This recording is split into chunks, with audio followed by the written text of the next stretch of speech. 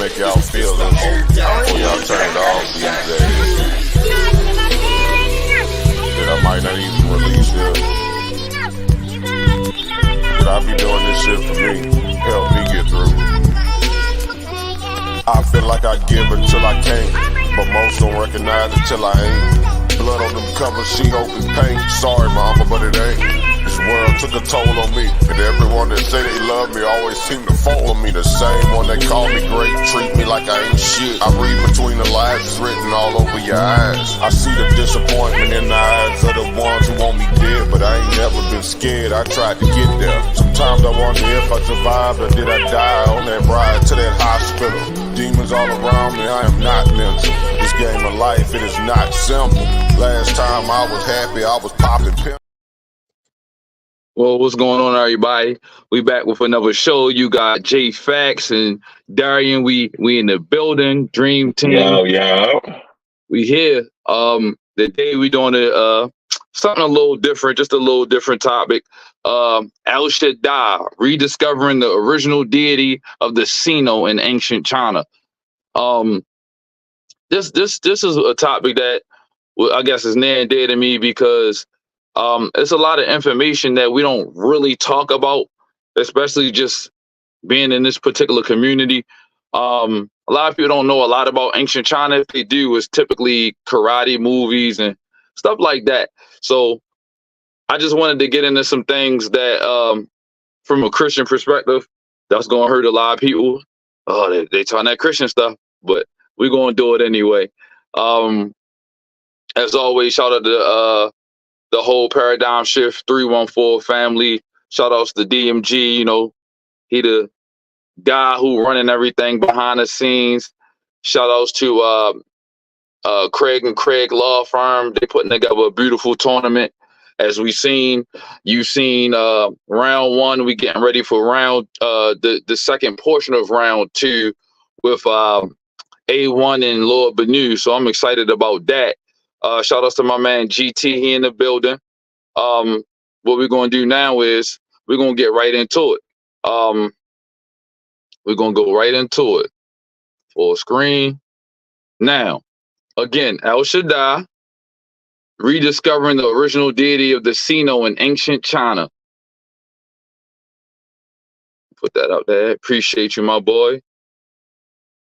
You are ready. All right, so the first slide. So the introduction for this is the concept that Shangdi, the supreme deity revered in ancient China, and El Shaddai, the god of the Bible, are one and the same, is supported by historical practices, linguistic connections, cultural parallels, and archaeological evidence. This presentation delves into how the Sino tribe believed to have been present at the Tower of Babel, carried an understanding of El Shaddai or Shangdi as they disperse. So that's basically what the core of my conversation tonight will be on, and hopefully some other historians and other people who are interested in this topic will weigh in, whether it's today or they'll leave comments. Definitely like and subscribe to the channel, and for those who are interested, definitely sign up to be a channel member. You know, so we're gonna get right into it. So let's talk about the historical context. So this is about the Tower of Babel and the Sino tribe. So if you look at Genesis chapter 10, verses 15 and 17, and I'm not going to quote every scripture. They're in the presentation. You ain't gonna read it all out. Yeah, but I'm not going to read them out, but I'll give you the address to those particular scriptures. Because I want you to have these as reference notes, and then at the end I have references on the second to last page for those who definitely want to go behind me and look this stuff up for themselves. Genesis 10, 15 through 17 lists the Sinites among the descendants of Canaan, son of Ham and grandson of Noah. Scholars propose a compelling connection between the biblical Sinites and the historical Sinai, believed to be the ancestors of the ancient Chinese people. Moreover, the Septuagint references Sinim as the eastern land likely corresponding to China. The narrative of the Tower of Babel found in Genesis 11, 1 through 9 recounts a pivotal event in human history where humanity united in language and ambition endeavored to construct a tower reaching the heavens. In response to their collective pride and defiance, God intervened by confounding their language, precipitating the dispersion of people into diverse linguistic and cultural groups. So another note for you is Isaiah 49 and 12 mentions the Sinim, whom some scholars suggest migrated eastward and settled in what is now ancient China. Now, pause for a second. Sometimes, if you do comparative studies, some Bibles translate that Sinim into, I can't think of the name of it. I'll double back around, but some people say it's like Eastern Egypt. But then you have, so it's like 50-50. I'm not trying to push a narrative where you saying I'm lying to prove my point. But there's a lot of fascinating information here. I would definitely have y'all look up Isaiah 49 and 12 and just do the word study on that.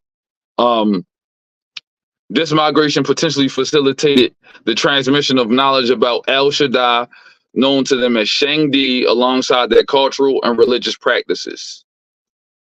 So the descendants of Sin, and now here in this particular context, I'm not talking about like biblical sin and that type of stuff. We're talking about the name of a tribe of people. In ancient texts is associated with the descendants of Shem, Noah's son, aligning with biblical Sinim mentioned in Isaiah 49 and 12. This suggests a historical connection between these Chinese people and the biblical lineage of Shin. So I'm gonna pause for a second. I did not add a slide for this, but just check me on this. The first war between China and Japan is called the Sino-Japanese War. They had two wars under that name, or I'm sorry, Sino. Fact check me on that. You know what I'm saying? So that's something to really look into. Let's move on. So the Oracle Bone inscriptions dating back to over 3,000 years, known as Oracle Bone script, predate the Egyptian pyramids and provide significant historical records of early Chinese civilization. These inscriptions frequently reference Shangdi, reinforcing the belief in a supreme deity in ancient China. So the first dynasty, I'm sorry, my dog is in the background whining, is the Qing dynasty. All right, say less. And unification around 221 BCE. So the Qing dynasty unified China under a centralized imperial rule. This period marked a significant political and cultural transformation during which monotheistic worship of Shangdi persisted before the later introduction of popular religions traditionally found in China, like Buddhism, Taoism, and Confucianism, which come in the 5th and 6th centuries CE. All right. So I mentioned the Oracle Bone script, and I'm not trying to be in this presentation for hours and hours. I'm gonna run through the presentation, and then we could chop it up a little bit about this. Good question, right? This isn't like comprehensive. You're not saying this is everything to know about it. You're just kind of getting into it and digging into what the premise is, correct? Absolutely. And so I wanted to point out, so the historical significance. The Oracle Bone script dates back over 3,000 years to the late Shang dynasty, predating many other ancient writing systems, including the completion of the Egyptian pyramids, which I said. These inscriptions are some of the earliest known records of Chinese civilization and provide crucial insights into early Chinese religious practices. So let's look at some references to Shangdi. Oracle bones frequently mention Shangdi, reinforcing the belief in the supreme deity in ancient China. These records illustrate the early Chinese practice of divination and communication with Shangdi, underscoring the central role of this deity in their spiritual and social life. So archaeological discoveries, thousands of these oracle bones have been unearthed, primarily from the late Shang dynasty. These archaeological sites have detailed records on these bones, which include questions posed to Shangdi about weather, harvest, military endeavors, and royal affairs, reflecting the deity's integral role in decision-making processes. So why is this linguistics important? The script represents the earliest form of Chinese writing, forming the foundation of modern Chinese characters. So Analysis, this is the foundation by which all Chinese writing exists. Is what you're telling me? for sure. And so it's interesting because I don't know if you know, China at one point was various tribes. So a lot of these tribes have their own, I guess we'll say their own seasoning on that, on that writing. And I'll show a little bit of that, in that second. But it evolved from these oracle bones. So analysis of these scripts reveal phonetic similarities to ancient Hebrew names and terms, providing a linguistic link between early Chinese and Near Eastern cultures. So it's interesting because the reverence for Shangdi seen in oracle bone inscriptions continue into later dynasties, indicating a long-standing tradition of monotheistic worship in China. So let's talk about the phonetic evolution. Over time, languages and dialects undergo changes in pronunciation and phonetics. The term sin, as transliterated from ancient Hebrew or other early languages, evolved phonetically into kun or kin. If I'm pronouncing that wrong, I'm sorry. I'm just from Baltimore. Sometimes we say stuff wrong. But sin ended up phonetically changing to qin in Chinese. Can you read the next slide? The transliteration and translation for me? I can't see it, bro. I ain't even gonna hold you. All right, say less. When ancient texts or names are translated or transliterated across languages, adjustments are often made to accommodate linguistic differences and to make the name pronounceable and understandable in target language. In this case, sin from biblical context adapted to kin in Chinese historical and cultural context. So as populations migrate and cultures interact, names and terms may assimilate into local languages and cultural frameworks. The migration of groups such as the descendants of Canaanites, including the Sinim, eastward into what is now China, led to the adoption and adaptation of their names and cultural practices within Chinese context. So linguistic analysis, historical records, and cultural interaction support the evolution of sin into kin, as example of how names and terms transform over time across different civilizations. So that's natural in most cases. So remember I told you about some of the different languages, bro. Cantonese, Hokkien, those both have ancient connections. Those are some of the two oldest versions of their linguistics. So the phonetic resemblance of Shangdi in Cantonese is Songdi, and then in the Hokkien is Shangti, which suggests ancient linguistic links dating back centuries. During the early Zhao dynasty, the pronunciation of Shangdi as Jiangti closely resembled El Shaddai, emphasizing parallels and theological concepts across different civilizations. So I wanted to also put in another word called Qin. The term represented by the character Qin has roots in ancient Chinese cosmology and religious beliefs. It symbolizes the supreme authority and power, similar to the concept of El Shaddai and biblical theology. And so in a second, I'm gonna get into that. Check this out. So I don't know if you know, but the biblical stories are embedded in Chinese characters. But I'll put up a timeline, and this is just a rough timeline that I made myself, where if you see to the right, it says Shangdi, all the way up to the 600 BC going into it. But then you see where I have Buddha in there, because these are some of the earliest religions that came after the monotheistic peace. But then, so 2500 BC, Chinese language first written. 1500 BC, the first 5 books of the Bible were written, which is the 5 books of Moses. Then you have 600 BC, Buddha, 30 AD, the death of Jesus, and then you go forward out. So I spoke on that earlier. So the discovery of biblical stories and Chinese characters provides significant extra biblical verification of the Bible. The background on Chinese calligraphy. Chinese civilization dates back to 4,200 years, predating Moses' Genesis by 700 years. The ancient script has remained largely unchanged for thousands of years, confirmed by pottery and bone artifacts. In the 20th century, the script was simplified by the Communist Party. Both simplified and traditional scripts exist today, with the traditional preserving of ancient forms. All right. So let's talk about the historical worship practices. Shangdi in ancient China, revered as the supreme deity, was worshipped through elaborate rituals held at the Temple of Heaven. And notice I mentioned Tian, that Tian,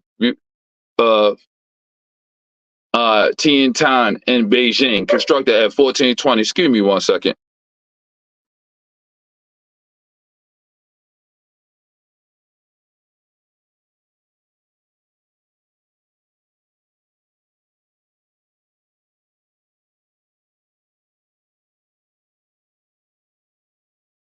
Sorry about that technical difficulty. I had to get something organized. But as I was saying, constructed in 1420 during the Ming Dynasty, the temple, remember I gave you the script for that.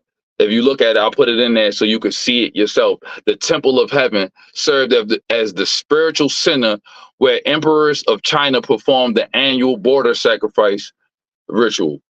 This significant ceremony symbolized the emperor's role as intermediary between heaven and earth, seeking blessing and divine favor from Shangdi, who was believed to govern the cosmic order and ensure the prosperity of the realm. The rituals at the Temple of Heaven underscore Shangdi's role as the creator and ruler of the universe, emphasizing the deep spiritual connection between the Chinese imperial authority and divine authority. So El Shaddai in the Bible, let's check that out for a second. Genesis 17:1 reveals God as El Shaddai to Abraham, where he identifies himself as God Almighty. This divine title emphasizes God's omnipotence and sovereignty, indicating his ability to fulfill his promises and establish covenants with humanity. I'm just blown away by this information, D. I don't even mean to cut you off, bro.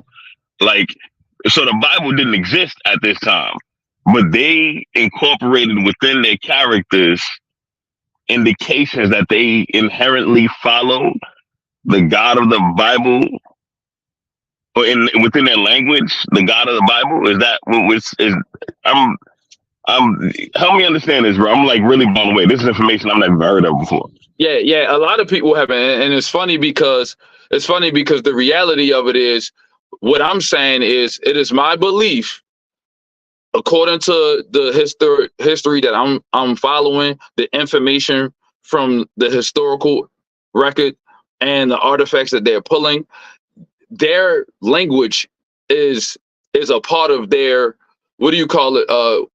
Their chronology. There's a word that GT likes to use. Because they keep such meticulous records, their linguistics explain, and I'm going to show that in a few slides away, that they carry the information about Yahweh, is what we will say about the God of the Bible, but El Shaddai into their language. So what I'm saying is, it is my belief that at the Tower of Babel, when the dispersing of languages happened, they carried that information with them all the way to the Sinim region, or what is modern day China now. That makes sense? That makes perfect sense, Brody. So throughout the Bible, El Shaddai is portrayed as the provider, protector, and source of blessings, underscoring his role in sustaining and guiding the lives of his people. So what's the connection? Both Shangdi in ancient China and El Shaddai in the Bible are depicted as supreme deities, embodying attributes of creatorship, divine providence, and covenantal relationships with humanity. The rituals performed at the Temple of Heaven and the biblical narratives highlight the profound reverence and spiritual significance attached to these deities. they illustrate how ancient cultures sought divine favor, guidance, and blessings through ritualistic practices and the acknowledgement of divine authority in their lives. So I'm gonna move forward. But if you look on the right, this is just I'm like the sorry, keep picture. going. Just to be clear, I'm on the same page. Shang Di is the most high in the Bible, correct? Correct. Okay. And I'm about to show you how we got to that in a second. But if you look, that's the actual temple right there that they used. I'm gonna get into that in a second. And they call that the Temple of Heaven. I think you call it. What was it? Yeah, that's correct. So let's talk about scriptural and hymnal parallels. So ancient Chinese hymns, particularly those recited during the border sacrifice. So this is their ritual, and this is what I want. If the Temple of Heaven is you said aligned with the Polaris star. That's what GT is saying. That's a good call out. But the border sacrifice rituals describe Shang Di as the creator of heaven and earth. These hymns found in the historical texts, such as the statues of the Ming Dynasty. This is where I got the information from. If you do some research and cross-reference what I'm saying, the statues of the Ming Dynasty portray Shang Di as the one who set the cosmos in order and governs the natural world. This depiction mirrors the creation narrative in the Bible, where Genesis 1 verses 1 and 2 state, in the beginning, God created the heaven and the earth was without form and void, and darkness was upon the face of the deep, and the Spirit of God moved upon the face of the waters. Both traditions highlight a supreme deity responsible for the creation and maintenance of the universe, emphasizing the divine authority and creative power of Shang Di and El Shaddai. And so the parallels between the creation narrative and ancient Chinese hymns and the Genesis account underscore a shared cultural spiritual recognition of a supreme creator deity. Another question for you, D. I promise I ain't trying to mess up your flow. So, give me the time frame for when Shang Di was being discussed. Like, I'm trying to figure out how far back this actually goes. Okay, so I'm glad you said that. I'm gonna go back. So the Chinese civilization dates back to 4,200 years ago, predating Moses in Genesis by 700. So if you look to the right, I showed this earlier, on this particular slide, Chinese language was first written in 2500 BC. 1,000 years before the first 5 books of the Bible was written. Correct. And so wow.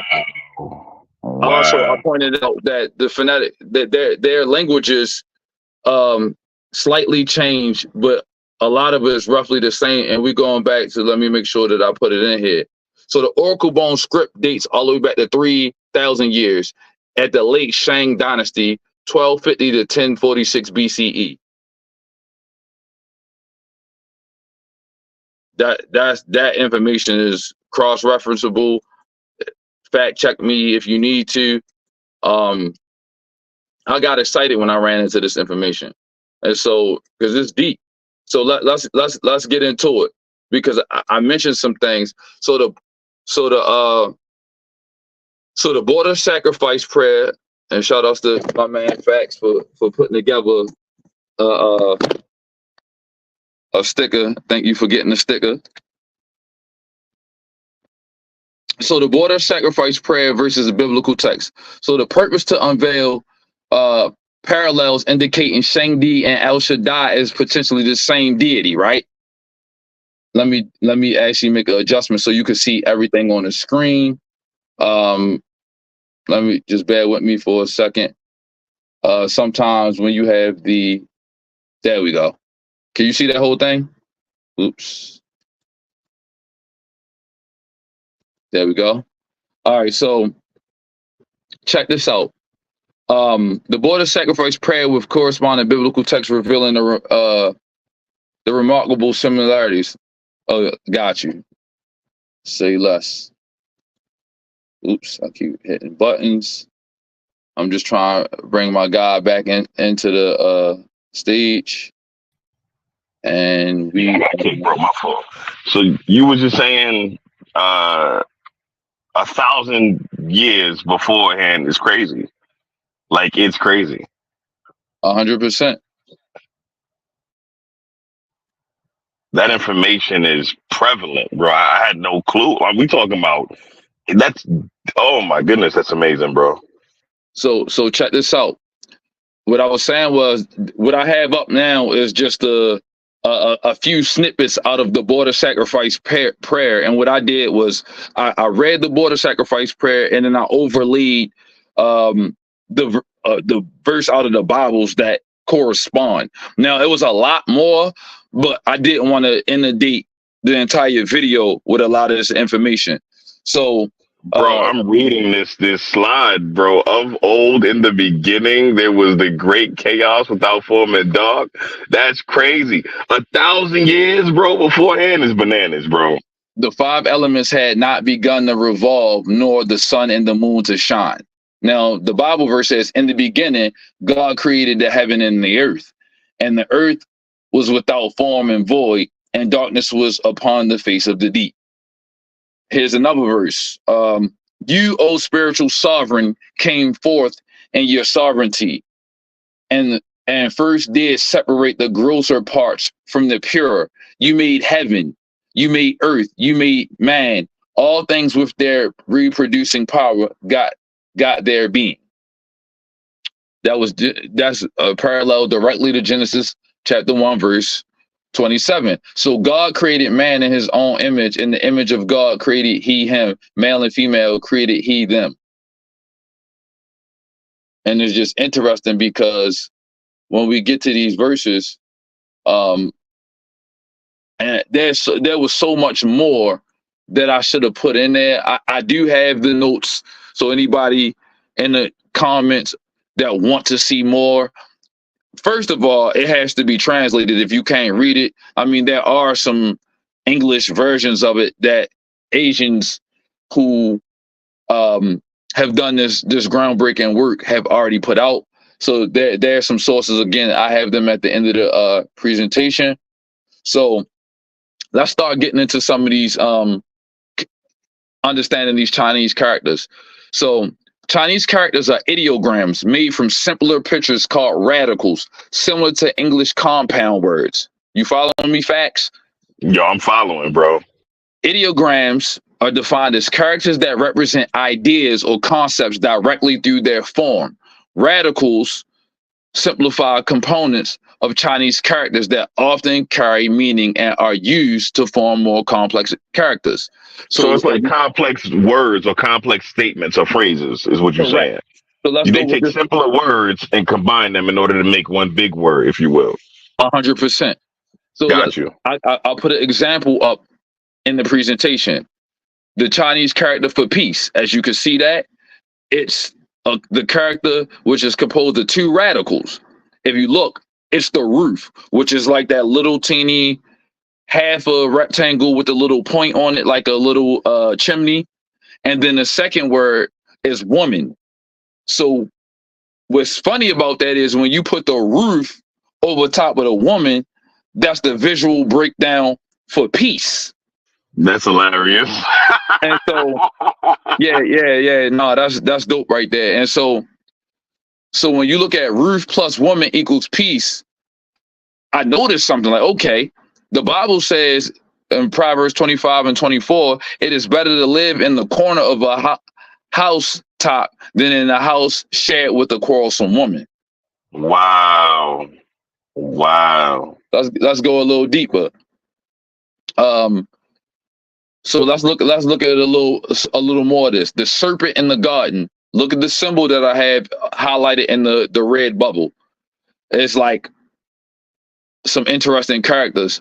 The Chinese character for devil is constructed from man, which is like a almost triangle type of shape, moving secretly, and then you see how it's like a little person, and then look at the garden. It's in the box with the, with the cross or plus in it. Yeah, I see that. Yeah. So when I see that, that's crazy. And so this mirrors the story of the serpent moving secretly in the Garden of Eden to tempt Eve. Now, the serpent was more crafty than any of the wild animals the Lord God had made. So it's funny because that little symbol, that little dash mark is like motion, and then the garden, and then the man probably and it's funny because a lot of people don't realize that a lot of these writings are so descriptive, and it's exciting to me, and a lot of people don't tie these things together, but obviously we understand why. This ain't gonna be a popular video, but it's cool. So the tempter in the garden, the character for tempter is made up of the devil, 2 trees, and then cover. Remember how the root, if you look at the symbol for cover, go back and remember how the rooftop looked. It was the same symbol without the chimney. The chimney. Yeah. I see that. So then you get the devil, trees, cover equals the tempter. Now, if you notice that the actual image that I place with the different ones is slightly different than the modern font of it. It's the same symbols, but slightly newer. Even then, they have the same meaning. Correct.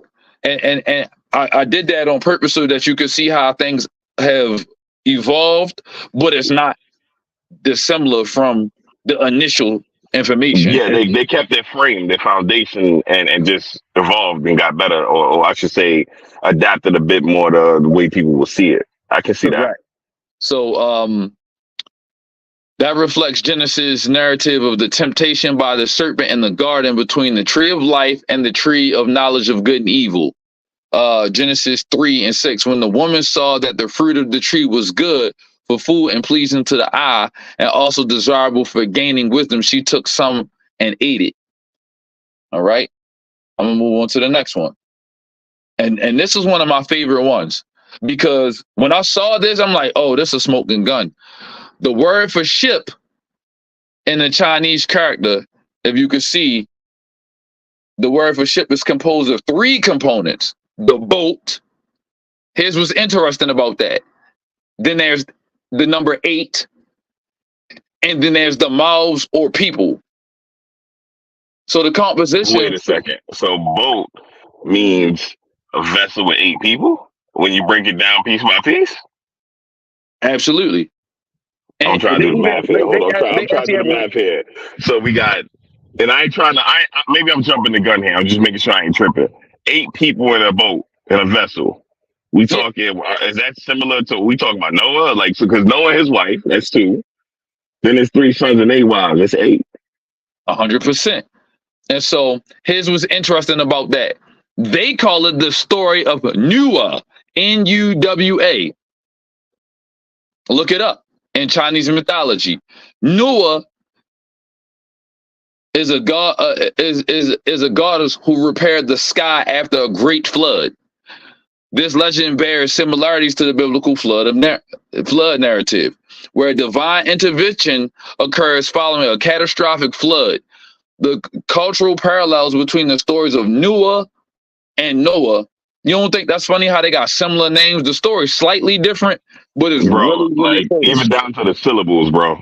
Correct.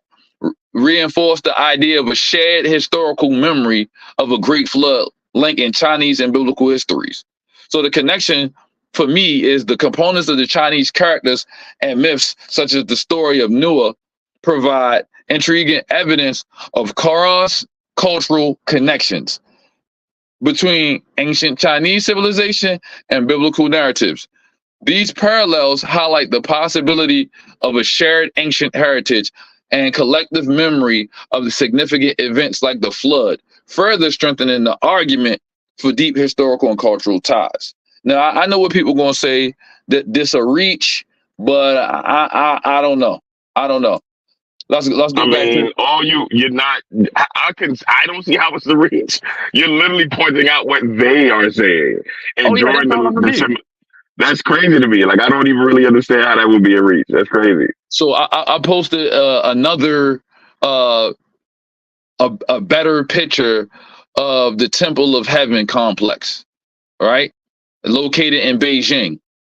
The building, this is a religious building used by emperors of the Ming and Qing dynasty for annual ceremonies of prayer to heaven, i.e. Shangdi.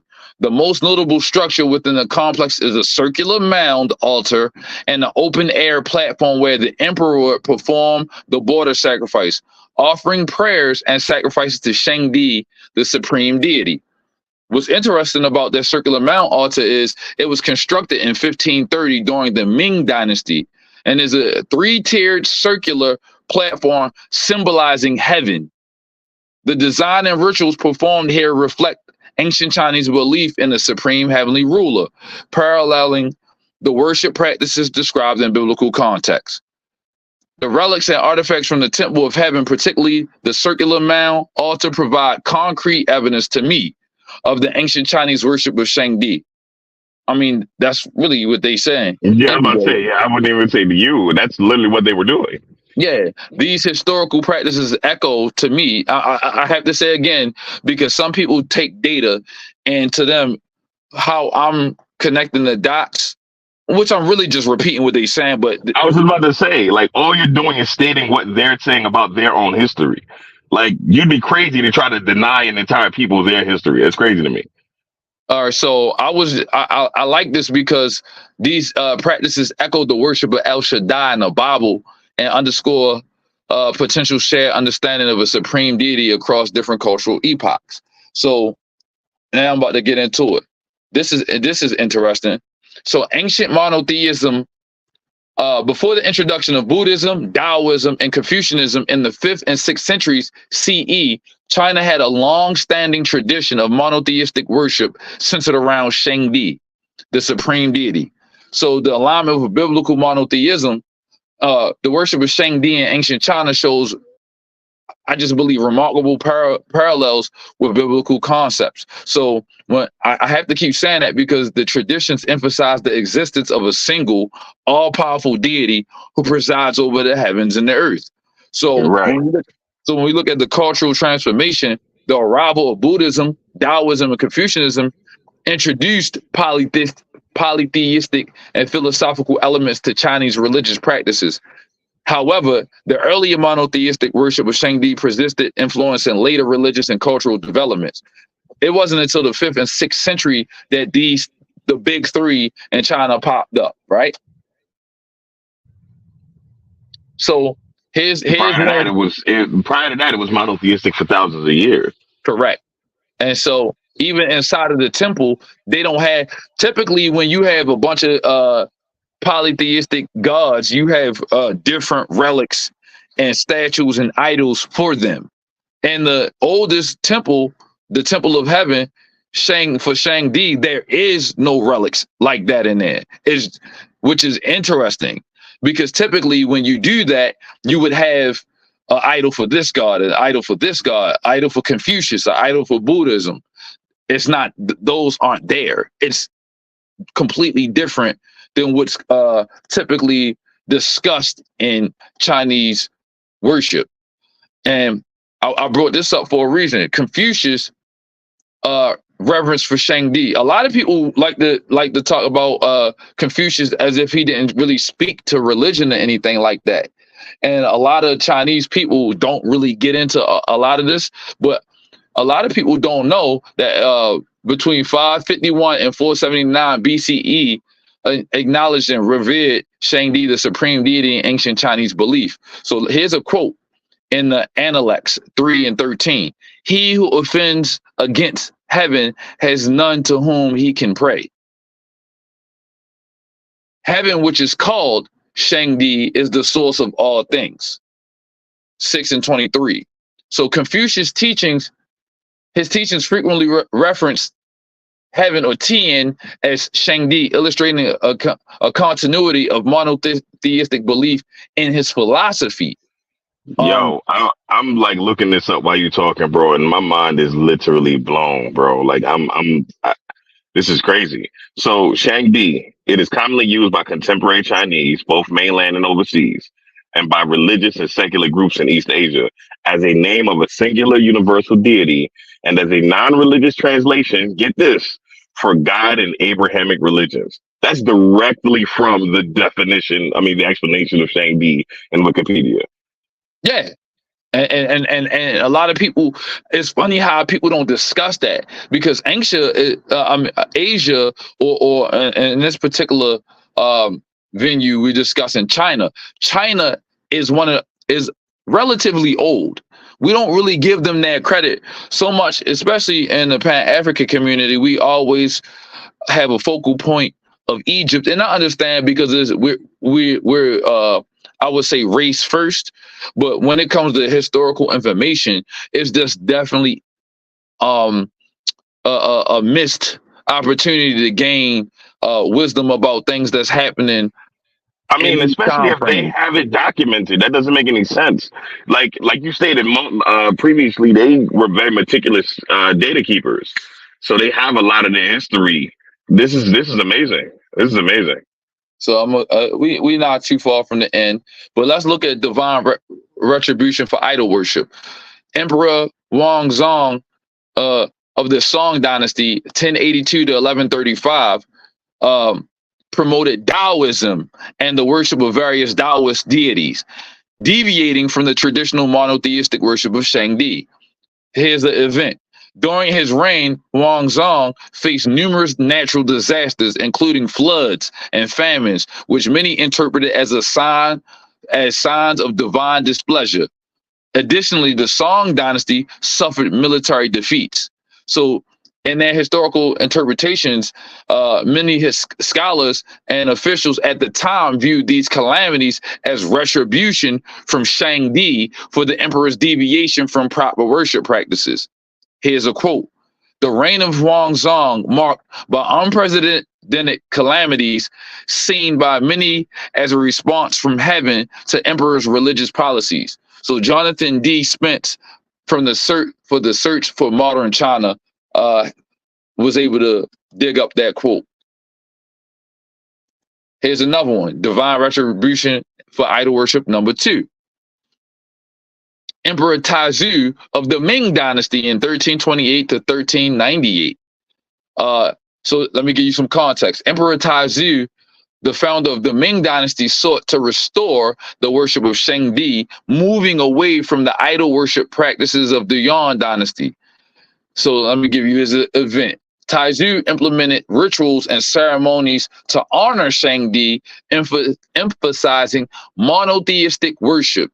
He experienced several omens, which he had and his court interpreted as divine guidance from Shangdi. So Taizu's actions were seen as an effort to align the empire with the will of Shangdi, ensuring divine favor and stability. So let me give you his quote. Taizu restored the ancient rituals dedicated to Shangdi, seeking to return to pure worship of the supreme deity and avert the calamities that befall previous dynasties. Again, Jonathan D. Spence, The Search for Modern China. So let me give you my conclusion. Our exploration into Shangdi and monotheism in ancient China reveals compelling historical and cultural connections through linguistic analysis, archaeological discoveries, and oracle bones, and Confucius's philosophical references. We observed a consistent belief in the supreme deity predating major philosophical movements like Buddhism and Confucianism.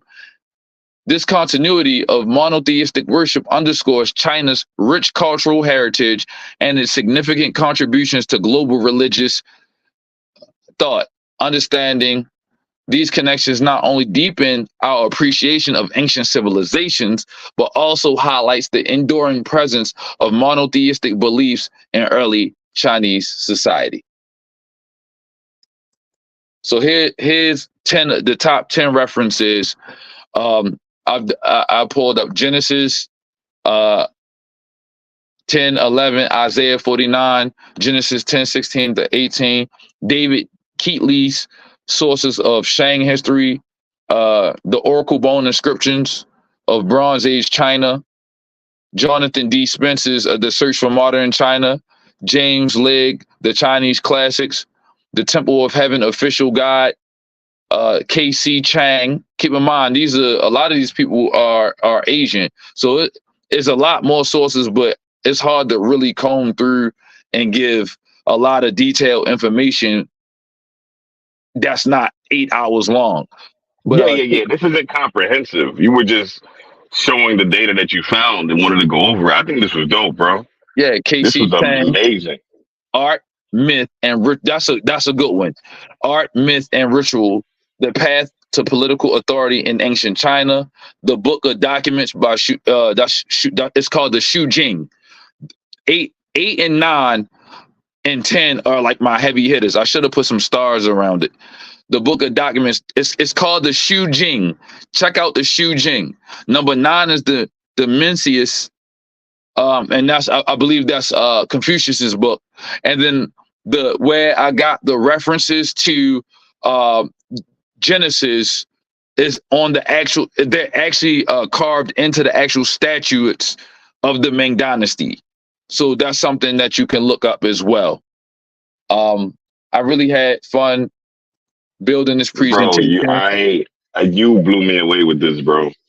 And I don't say that lightly, because a lot of people tend to people make it seem like the Christian belief is very young. You know what I'm saying? People make it seem like it's super young and there's really no historical data to back how old it actually is. You know what I'm saying? And we can find it in cultures such as ancient China. Is amazing to me. That's amazing. And I didn't. There's a couple of things that I left out, but it's funny because they sacrifice bulls, and I get that sacrifice in of itself isn't inherently Christian or Jewish per se, but it's the ramifications and the similarities. The similarities are just the similarities are like uncanny. You can't deny the similarities. You can't. And so that's why when I realized how old the oracle bones were, writing on bones and just having this information was deep to me. And so I even was able to show you that there were the actual inscriptions. And at this point, son, they were older than the completion of the Egyptian pyramid. That's crazy. Correct. And so that just goes to show you that I bet if there was a handful of archaeologists and people who were truly interested, they would probably go back and find that the remnants between like what is it called, Göbekli Tepe and all those places, they all have similar stories, because the Tower of Babel is definitely in the Middle East or ancient Near East, however you want to say it, and the foundations of it are still there to this day. And the reality of it is, it happened. You know, I guess we just foolish for having faith, but the reality is those things are happening, have happened, and then you can see the trail, the breadcrumbs left from that particular place, and the fact that linguistics as a whole kind of shows you that this is possible. You know what I mean? So I just thought this was a really, really cool presentation. Hopefully DMG, when he gets a chance to see it, he'll give you some feedback on it. But this was definitely a very, very fun study. And this was El Shaddai rediscovering the original deity of the Sino in ancient China. And so with that being said, you know, I don't see a lot of people bringing this type of material up. I don't see this. I've never even heard of it, bro. Yeah, I've never even heard of it, bro. And you know, I thank God, because it was something that, you know, I like history. So when I brought that up, I was able to give just some feedback to the community about things that we don't really talk about. And I've heard people say that ancient Chinese people were most likely black. I'm not going to get into that, but something to worry. It's something to, I guess, check if it's even quantifiable. But right, it's funny because now there's a claim being made, and now I wanted to be one of the first to put that out there, that ancient Chinese people were monotheistic and they got their belief from somewhere. Because a lot of times people say other things, or they were just polytheistic. They weren't at first. They evolved into polytheistic peoples subsequently fifth and sixth, the fifth and sixth century. You know what I mean? Or whatever the case may be with Buddhism, Taoism, and Confucianism. So I'm really excited about this. As always, like and subscribe to the channel if you like this type of material.